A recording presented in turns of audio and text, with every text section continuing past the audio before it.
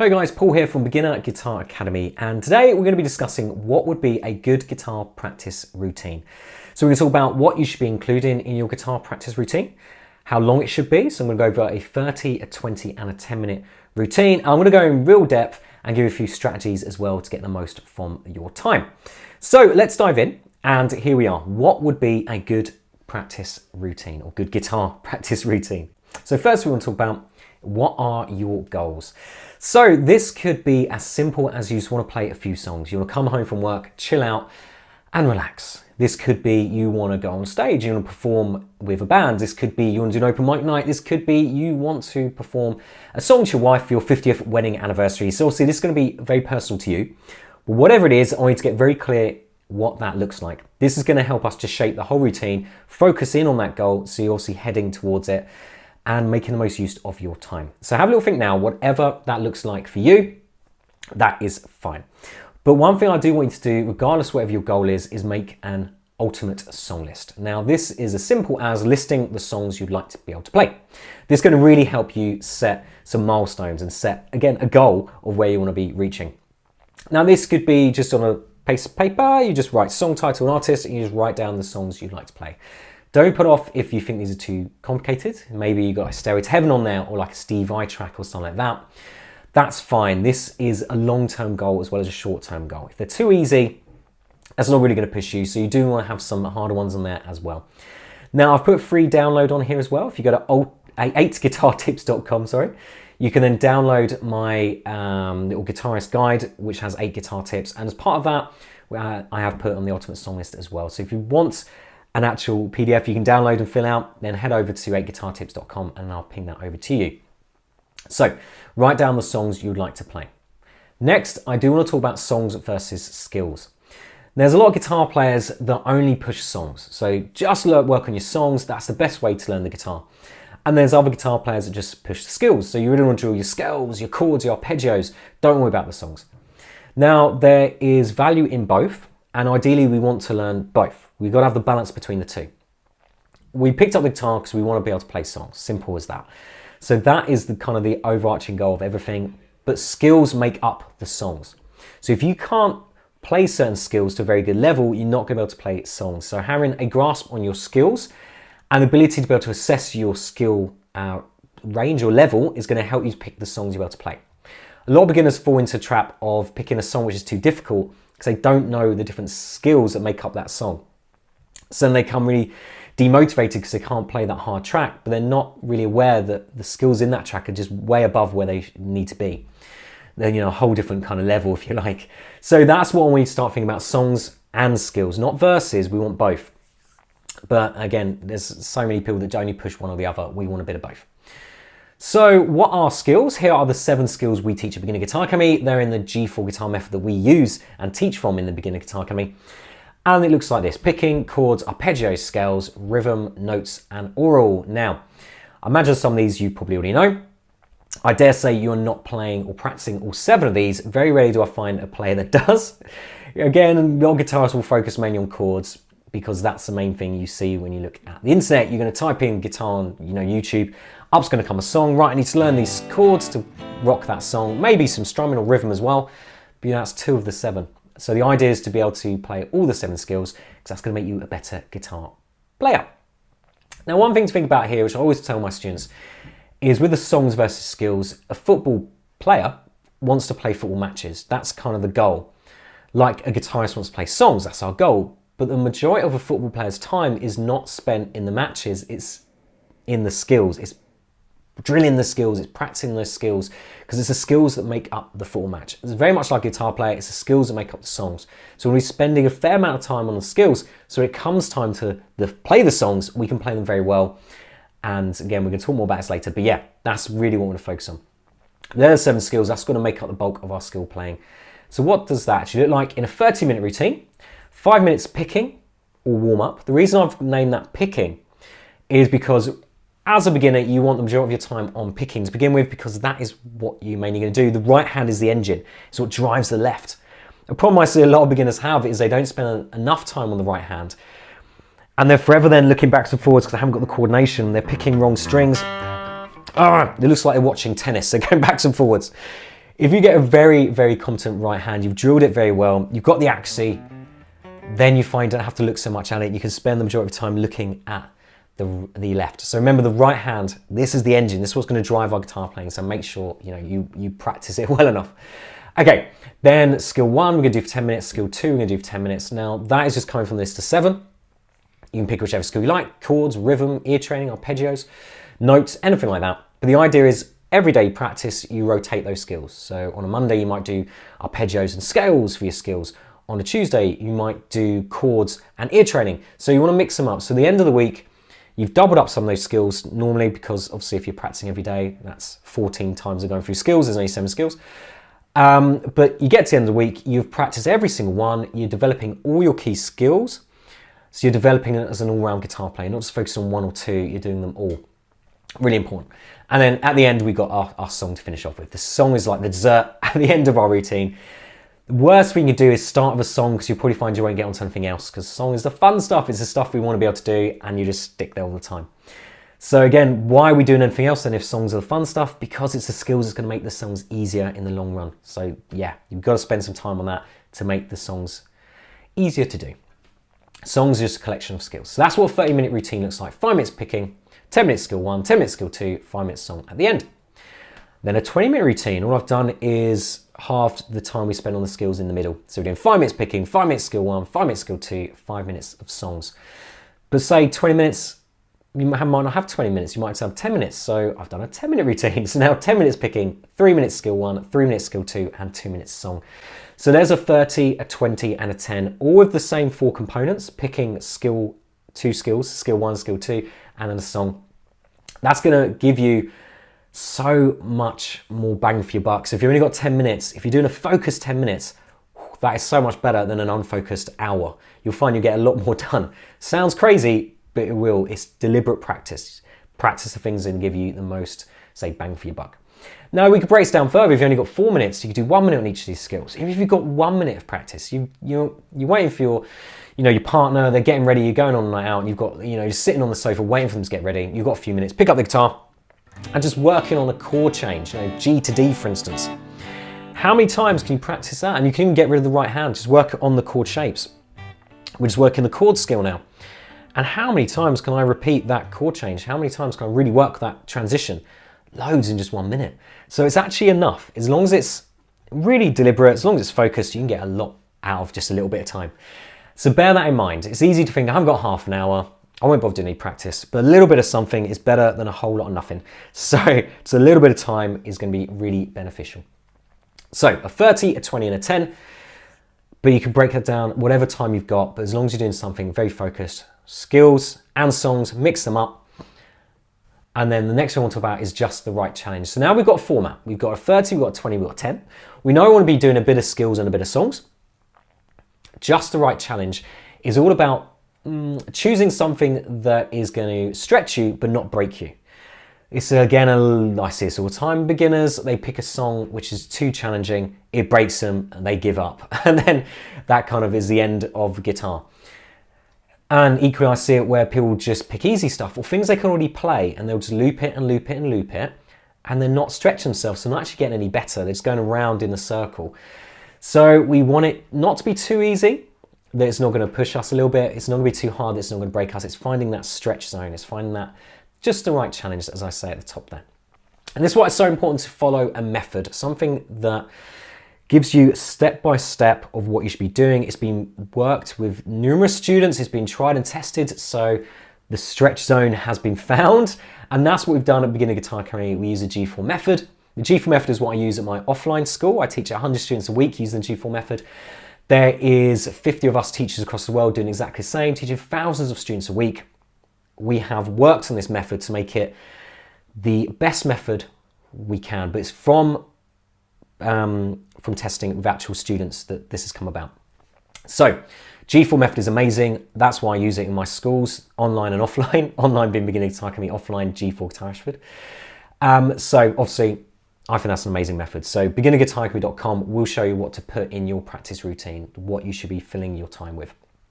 So make sure you're following method. If it's with us, if it's with someone else, brilliant, but have something focused and something deliberate to practice, not just random YouTube videos you're pinging around. Make sure you've got this, leveled out, so you've got actually a structured system. Okay, so now I want to dive a bit more. We know the skills versus songs. We know about a 30, 20 minute and 10 routine, but what is actually going to go in that? Let's go in a bit more detail now. So picking, we're going to look at exercise 1 to exercise 5. For scale, I've picked the G major scale. For chord, we're going to do a D chord, and the song we look at is Knocking on Heaven's Door. So this is actually class 14 from our 15 classes that map out level 1 of our course, level 1 of the G4 method. So as you go through those 15 classes, this is kind of what they look like. I break it down into those ideal kind of routines to show you what you're going to practice. You then work through with it. But let's go down a bit more, because you probably don't know what exercise 1 and 5 is for picking. So here is exactly what they are. So picking 1 is just down up picking on string 6, just alternate picking, you might know that as. Exercise 2 is outside picking. So we're picking the outside of string 1 and the outside of string 2. Down and up, so now working on changing strings, the coordination. Exercise 3 is inside picking, up on string 1, down on string 2. And I'm saying string 1, sorry. String 6, string 5. So up on string 6, down on string 5. So we call inside picking, playing the inside of the strings. Then we've got just same direction twice. So we're doing down string 6, down string 5. Then exercise 5, up on string 5, up on string 6. So 2 ups. The importance of these 5 exercises is you're going to find them in basically any song you want to play. You're going to be using these combination of picking strokes, be it 2 downs, be it 2 ups, be it down up, be it up down, whatever it is. So for instance, if I take a riff, let's take Walk This Way. If I break down Walk This Way, I'm doing picking exercise 1, followed by picking exercise 2. So I'm picking the A string down, then up on the D string. So that's picking exercise 2, down and up.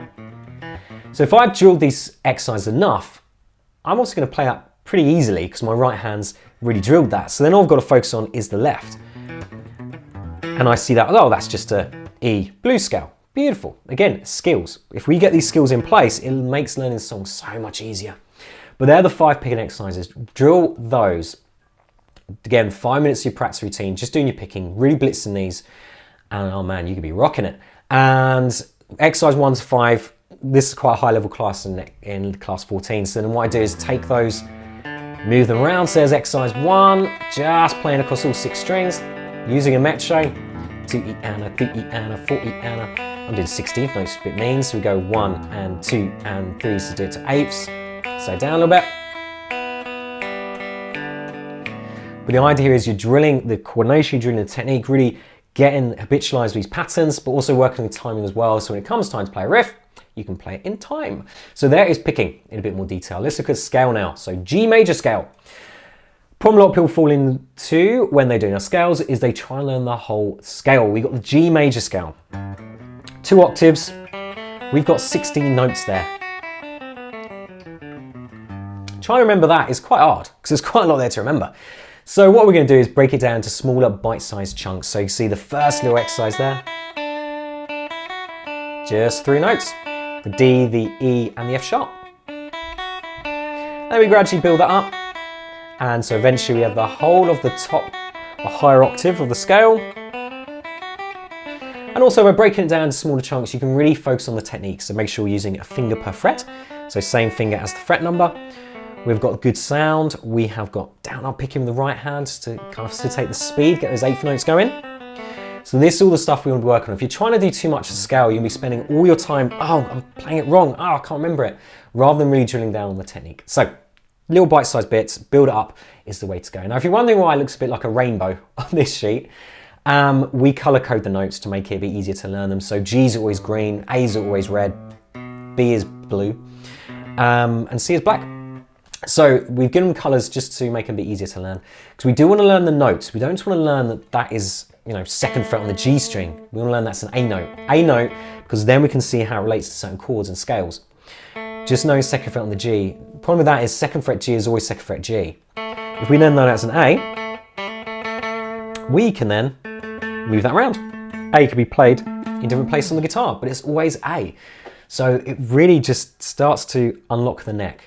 That is really helpful. And if you can even do that from a very beginner stage, that's going to help. Start seeing what's underneath your fingers rather than just the the fret, finger fit as actually the note. So A, B, C, D, E, F sharp, G, so much more valuable. Harder, but if you start now, layer that up, oh man, in a few years, you'll be rocking it. So there's our scale, there's our G major scale.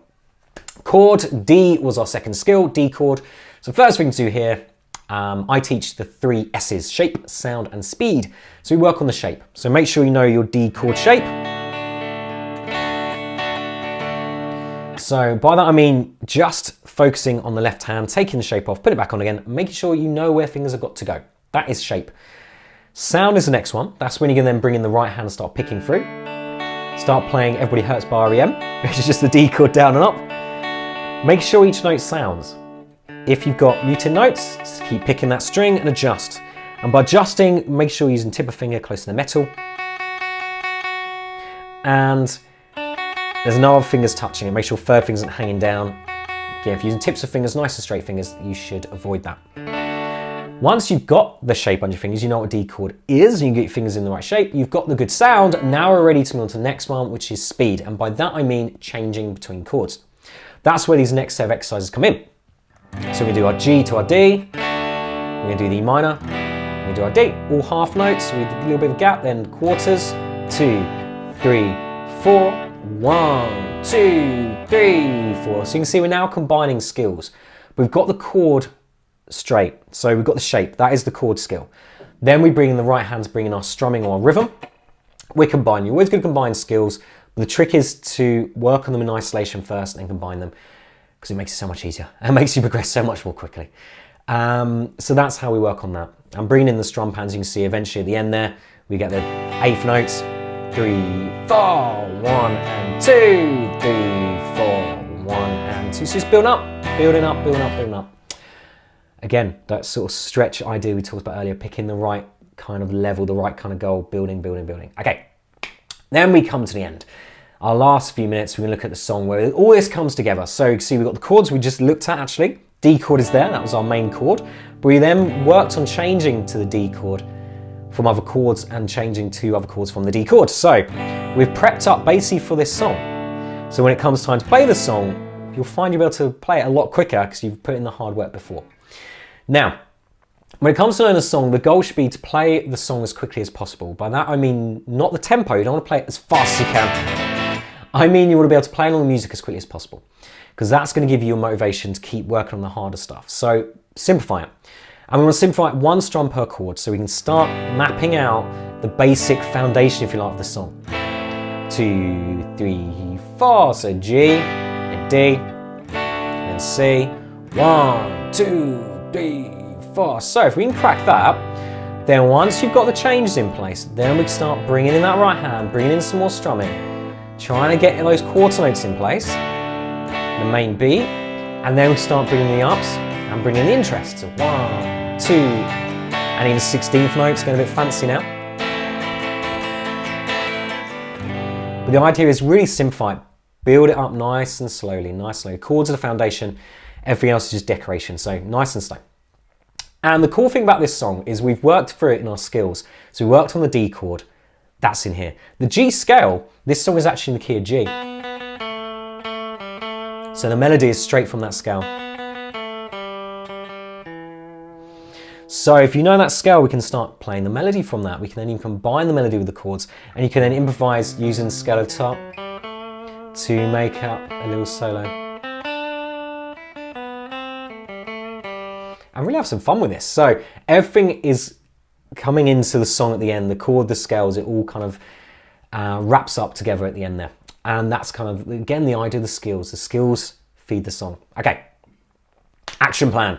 So now hopefully we have a bit more of an idea of how to practice. What is a good guitar practice routine? So here's our 3 steps. So we want to set our goal. So set your goal, why you want to be playing in the first place, and write out your ultimate song list to give you those kind of milestones along the way. Choose a method. So make sure you are using something which is structured, that is slowly stretching you and not breaking you. So super important, that's going to help you progress a lot quicker, a really solid method. And then stick to a routine. 30, 20 and 10, we've got a routine now, but stick to it.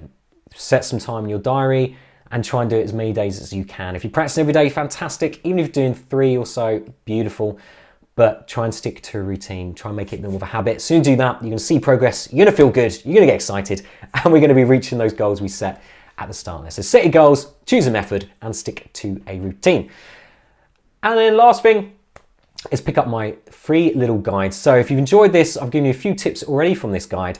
There's 8 in there, and I've done a series of videos to accompany that as well, to really help you put this into your guitar playing and become the best guitar player you can be. So yeah, check out the guitar guide. So I hope that's been enjoyable. Hopefully you got lots out of that. Drop me any questions you like in the comments below, or info@beginnerguitaracademy.com. I'm more than happy to help. And I'll see you again in another video. Make sure you subscribe, make sure you like our page, and check us out at beginnerguitaracademy.com, and I'll see you again soon.